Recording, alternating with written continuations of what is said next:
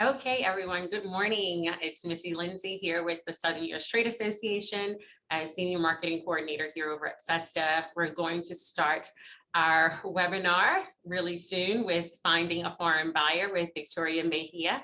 But before we do that, just want to go over some housekeeping rules. Again, everyone is muted, or if you're not, please mute your computers or your cell phones. We will have a little bit of an opportunity for a Q&A, very broad questions if you have any based on the presentation that you've seen. But as always, Victoria will be available on the helpline to answer any specific questions you may have regarding this presentation or a country market available. And then as usual, this presentation can be found by logging into your MySesta account. This one and the first step that we talked about last week with evaluating different foreign markets. So with that said, I'm going to kick it on over to Victoria and get started. Thank you, Missy, and thanks everyone for joining. This presentation is about finding foreign buyers. And as with the last presentation, this one also progressed from questions that, one of the more popular questions that we received to the helpline. So we know that there are companies today that are participating that are new to export, as well as companies that are already exporting. And with that in mind, this presentation is designed to that type of audience, a mixed audience. But as Missy said, you can always submit more specific questions to the SESTA Export Helpline, and this is a screenshot of what the inquiry form looks like.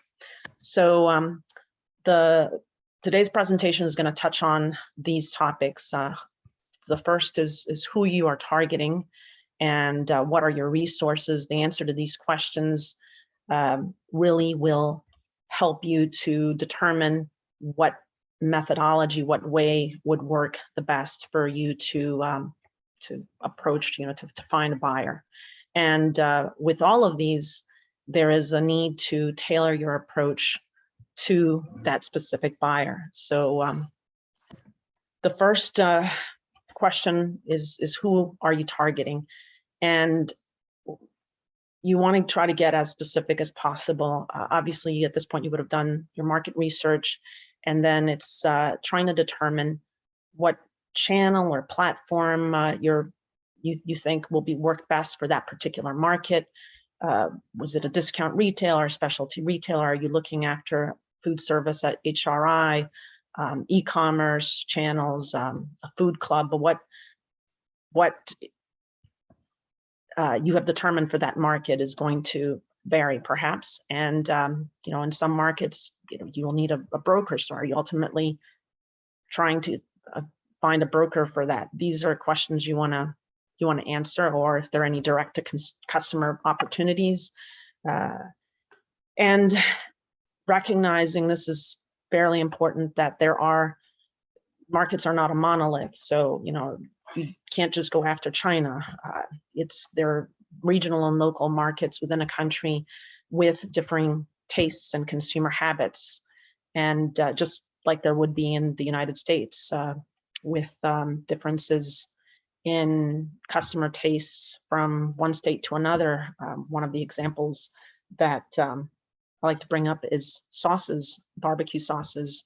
We've got different customer preferences, say if you're in Tennessee versus Texas or North Carolina, and that's also going to be found in other countries. So you've got to keep that in mind when you are talking about finding a buyer, because often people will say, I want a buyer that has national distribution, and your buyer may not, even if they have that, they may not be looking at a particular product with that type of national distribution in mind. So you really want to try to think about who you're actually targeting. And the second part of that is, what are your financial and human resources available in your company to actually pursue your targets? Often companies go in and they may underestimate what the investment is, particularly in their time, to convert a meeting or a trade lead into an actual sale. So that's important in picking ultimately how are you going to approach a buyer. if you have the time and the resources, say, to invest in a trade show versus a different type of opportunity. So the last is for all of these ways to try to find buyers, you're going to want to think about how you tailor your approach to the buyer, considering not just the local customs, the preferred communication within that country. For example, in China, there's WeChat. That's the preferred method. You've got email, phone, whatever it is. Think about that in how you're going to approach and follow up with the buyer.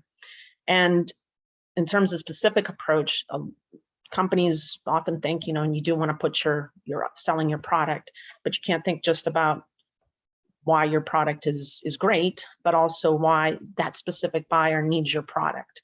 That's ultimately one of the questions they want answered.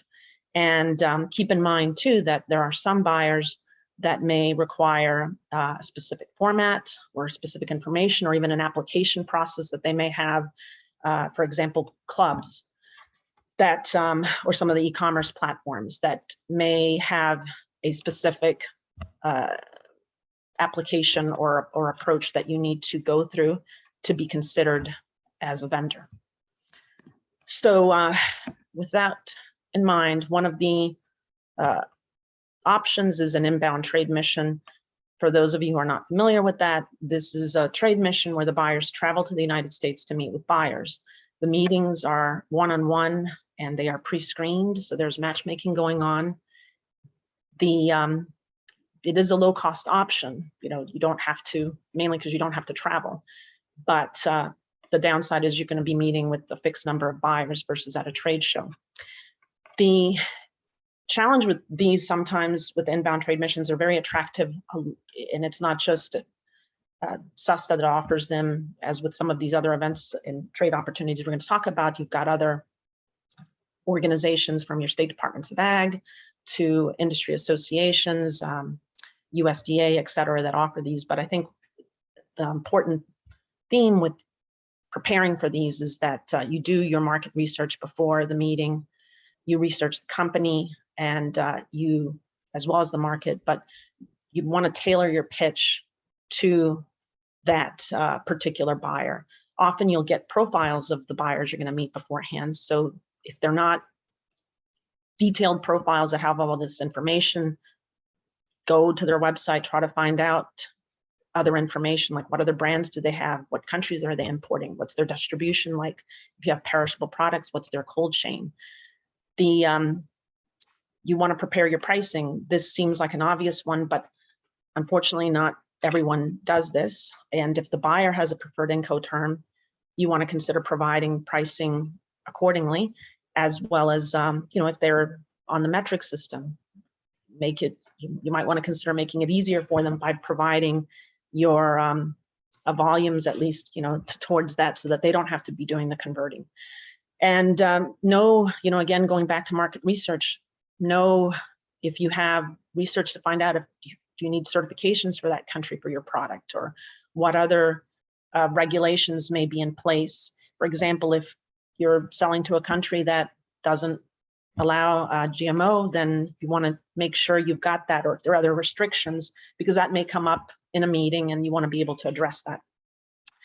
And then, as with all of these, what level of support are you able to provide your product afterwards? For some countries, that's an important, for some buyers, I should say, not just countries, that might be an important consideration that they want to know in terms of building not just their relationship with the buyer, but the ongoing relationship. So what type of support are you able to offer to help launch and promote your product?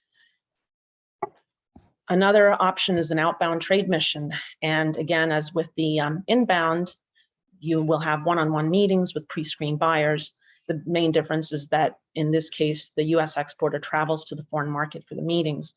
And while that travel, international travel, makes it more expensive than the inbound trade mission, the advantage that the outbound has over the inbound is that it's really also an opportunity for you to familiarize yourself with the market firsthand.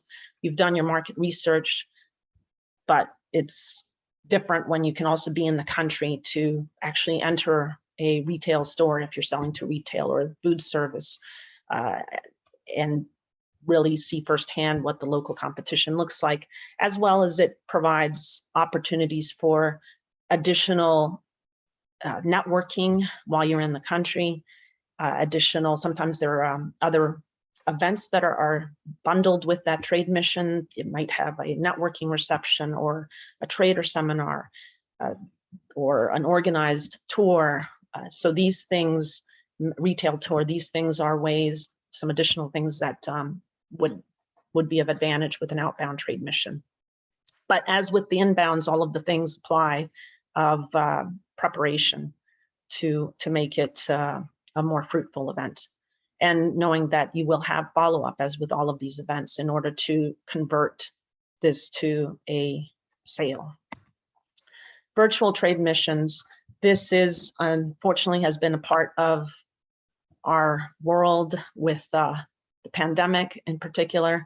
As with the other missions, you've got the one-on-one meetings, matching buyers and sellers. So you do have the matchmaking. There's no travel, so that's an advantage. It is a low cost way to test the market. It requires even more follow-up because you don't have that opportunity to do it as with an outbound. You don't have the same length of face-to-face as you might even with an inbound. And that can be challenging, obviously, but it is an option that we all have had to pivot during the pandemic, and it at least is an opportunity for people to keep trade going. With the international trade shows, there are such a large number of international trade shows that are available, and it can be a bit challenging to figure out what would be good for you, even if you've done your market research and identified the country you want to focus on. It's trade shows in general are a great opportunity that to meet a large number of trade contacts versus a fixed number that you would have in any of the trade missions. But one of the ways that you can think about helping you decide is through the USDA endorsed trade shows. So the USDA has the FAS offices in countries that look at the different trade shows, and they recommend certain trade shows over others as being better opportunities for US exporters, which is why SUSTA tries to do USDA endorsed trade shows. And you can find a list at the FAS website of all the USDA endorsed trade shows. The USDA also provides at these trade shows additional services. They create a USA Pavilion to showcase made in America products, and they will have additional services to support companies at the show. They will sometimes have additional promotion opportunities there. They will have, whether it's sometimes in the past, they've had everything from briefings and receptions, obviously the market intelligence and briefings and on-site assistance. SUSTA, as I mentioned, works often to not only participate in USDA endorsed trade shows, but also sponsor them, offering discounted participation fees and additional services to, again, support our US companies at the trade show. So in addition to a turnkey booth, you will get often shipping support, sometimes in some markets, interpreters. The services will vary. In some markets, they're even able to provide some additional meetings, as well as just so that you're not relying on the visitor traffic.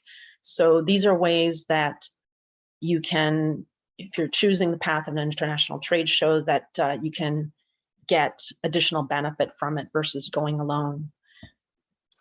As with all of the other events, you need to know the local business customs and commit to building the relationship, because it is not, sometimes companies expect that they'll go to the trade show and just sign all of these sales, and if you're lucky that can happen, but a lot of times the reality is that you need to continue with the follow-up after the show.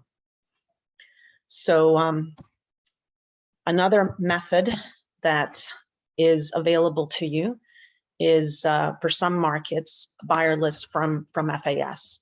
So as we've talked about in the past, USDA has foreign ag offices in 76 countries around the world, and they also provide market research for an additional 100 countries. So they've got a lot of information. We basically have all the countries covered in the world through our USDA.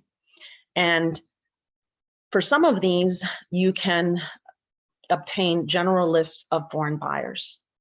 So it really depends on the market. Some markets are too large to do this, but so again, and they're also general list that's not available in all markets. It is not a matchmaking service, and they are usually broad lists, but sometimes you can get, so in other words, you're not going to be able to go to an FAS office and say, well, I've got barbecue sauce. Can you give me a list of all the importers of barbecue sauce? That is unlikely to happen.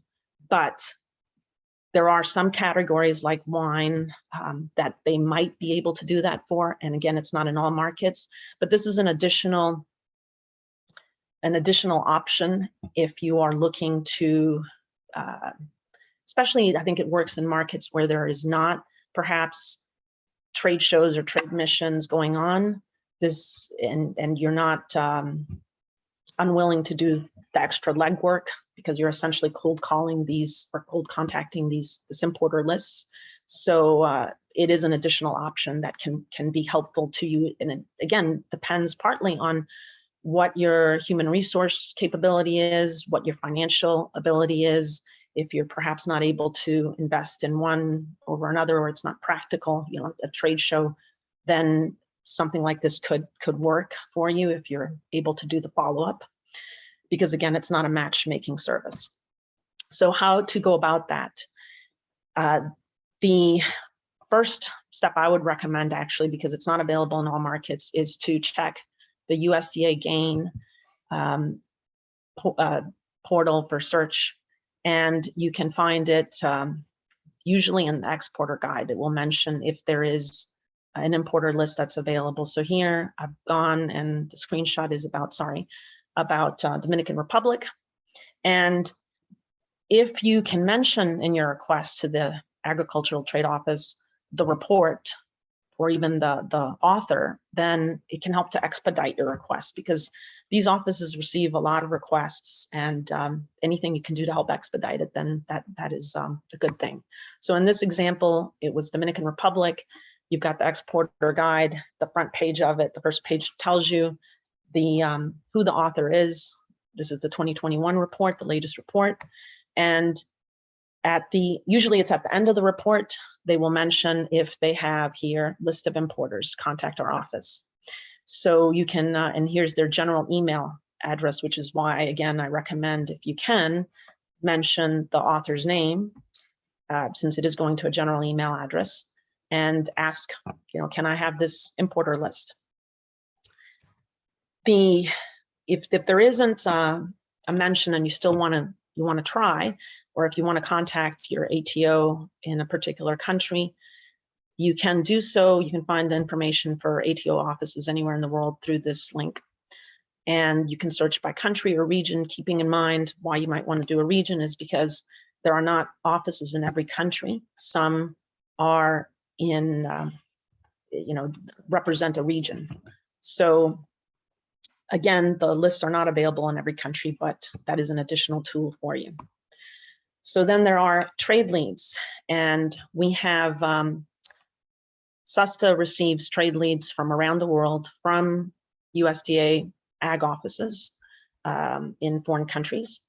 And you can find these on the SUSTA website, as well as if you have requested for push notification, they will be sent to you based on your profile. So keeping your profile, your products updated is helpful to get that most accurate. The trade leads page lists the trade leads received in the last 90 days. And this is just a screenshot of part of what's currently on there. And the you can go through and get additional information about it. Everything that we have about the company that's been received, as well as they may have sometimes even more detail about it, but here they've got the name of what they're looking for, the description, the quantity. Sometimes there's packaging needs, quality mentions, etc. And you can contact that buyer directly if it's something you want to pursue, to try to work this on your own. So before contacting the buyer, if you're interested in that lead, I would recommend, again, finding out as much as you can about the buyer and tailoring your pitch, not just as to why your product is great, but what additional benefits there is for you to choose, for them to choose you over another company. And providing a context as to where you've gotten this lead as well. Because keep in mind that they will be receiving contacts from vendors all over the world for different things. So then the last approach we're going to talk about is the targeting specific buyers. So some retailers or even food service companies in some countries are willing to buy direct, and that may be an attractive opportunity, especially if you're a smaller company and maybe are not able to provide in large volume. Some of the examples of buyers that are willing to go direct are small specialty retail, sometimes restaurants. So it depends on the market, but there are definitely are out there, and that's where your market research in the country is valuable to figure out who may be able to may be interested in this type of thing. A lot of these where there is small specialty retail where they have a brick and mortar and maybe have also an online presence, that may be an option, as well as different types of restaurants or even hotels, smaller hotels. So the other way you could target a specific buyer is some of the major retailers or players in the market, and they may have a specific process or format for you to follow.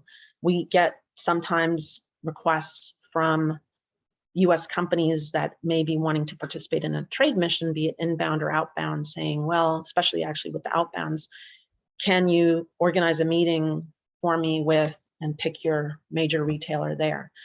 Costco, Walmart in country, or whoever is the main retailer there.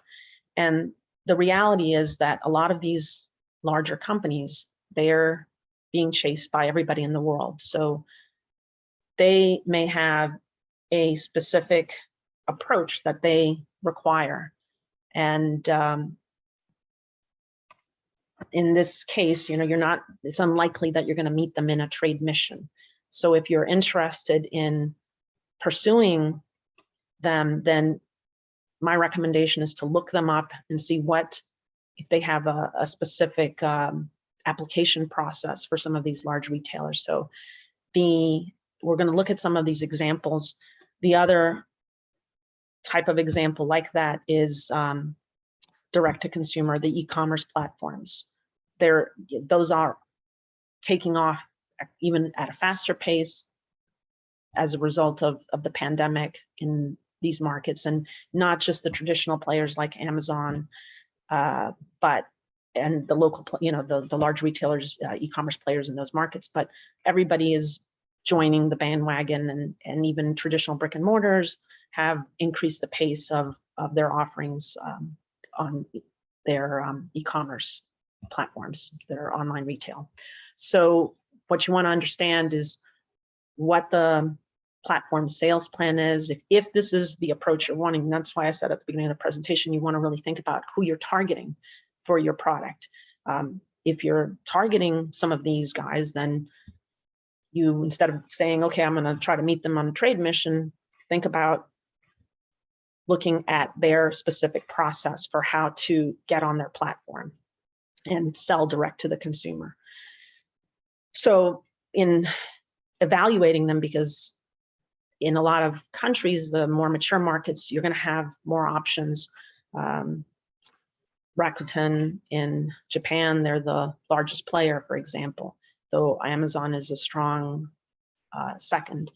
And China's got a bunch. I mean, there's just so many countries.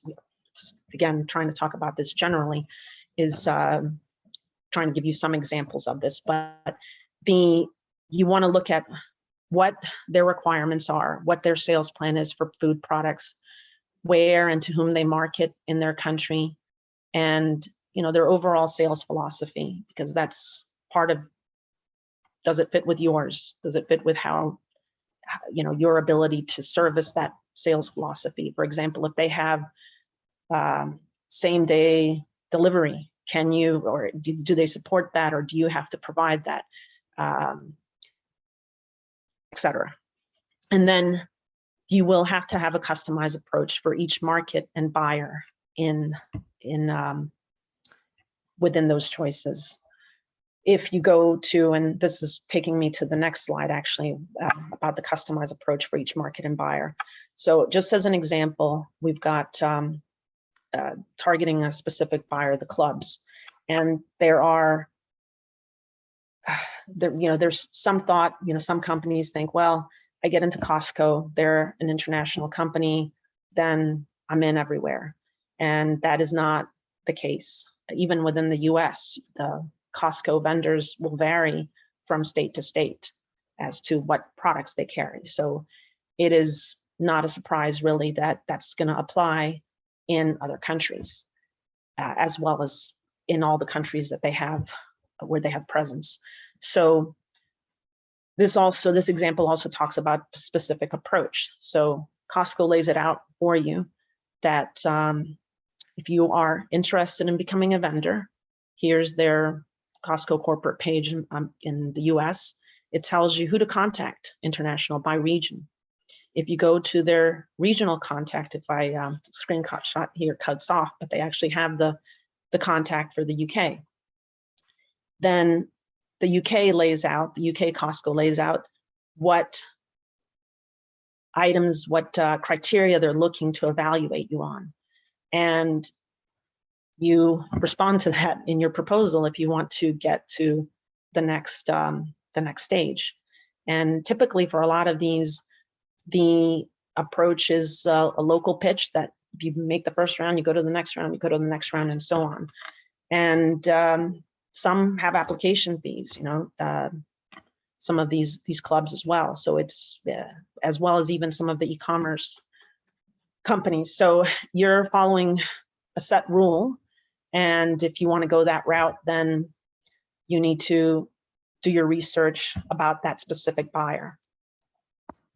So this table reviews, kind of looking at all of the different options, trade options for meeting buyers that we've looked at today.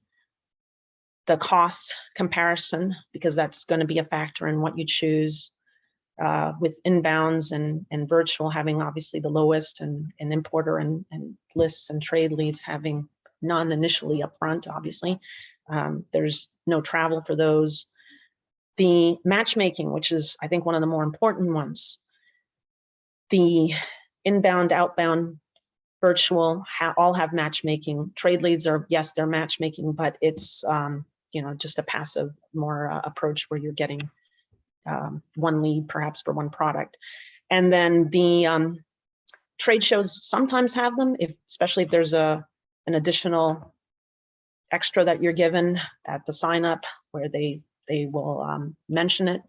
But for the most part, there's not really that same type of matchmaking that you get in an inbound or outbound or virtual trade mission. And the number of contacts is another important consideration. With the trade missions, you can have a fixed number of contacts. Trade shows, the highest amount. Importer list, well, depends. And then the additional in-market opportunities that you may have. We've talked about the organized retail tours, market briefings, etc. that you will get some with outbounds, and it will vary with trade shows. And with the others, you will basically get none or very limited. So those are the considerations you want to factor in when you decide which approach is best for you. And that concludes the presentation. I think we're right on time. If you guys have any questions, I would be happy to take them. Thank you so much, Victoria, for that. That was very informative. Right now, I'm not seeing any questions come in. Does anyone have any final questions for Victoria before we wrap up?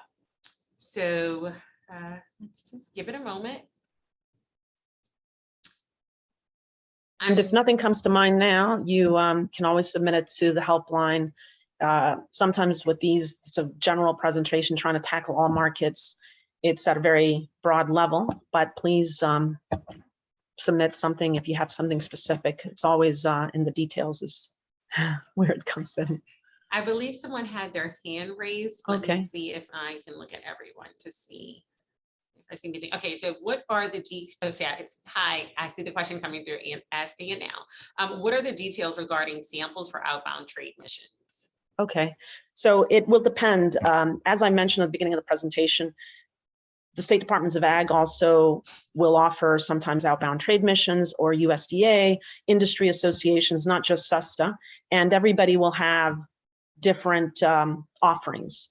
So I can only speak for what SUSTA usually does, and they usually offer support for samples for outbound trade missions in the markets that it's feasible to do that, which is most of them. So they try to make it easy for you to figure out those things. Shipping is often, it's one of the other main questions we get through the helpline, because there's so much to that. And so when you do a trade event with SUSTA usually tries to support the sample shipment. Exactly. So, and just to piggyback off of that with Victoria, we are able to give 50% reimbursement for freight samples that take place through our cost share program. So you can get 50% reimbursed for samples for outbound trade missions, to exhibit at international trade shows, or even if you wanted to ship freight samples to approved US trade shows. So there's possibilities for companies to come in and get that 50% reimbursement through SUSTA. And for some, just again to add to what Missy's saying, you don't even have to, there's not a reimbursement component, because SUSTA will cover the full cost for that market. So there are, the restrictions on products still apply though, whatever the import regulations are for that country. And so that's the only caveat, is if you've got a product that is restricted, then you either have to meet those import regulations, because we don't have a magic way to bypass the country's requirements. But otherwise, then yeah, you're in. You're supported. Awesome. Awesome. Well, I don't see any other questions coming in. I think someone possibly had a question. Please keep in mind, everyone, that I'm going to send a follow-up email once we have the webinar uploaded in the recording. So in the follow-up email, I'll make sure to copy Victoria on that email. And then also I will add a link to the helpline on our webpage, so you guys can ask any specific questions to her. And then also, if you have any questions regarding SUSTA, please feel free to reach out to me, ask any questions. We're here to help. I found that this presentation was really cool and we learned a lot. So definitely want to continue to assisting our companies. Don't forget about us. Thank you so much. Thank you, Victoria. Thank you, everyone, for taking the time to join us today.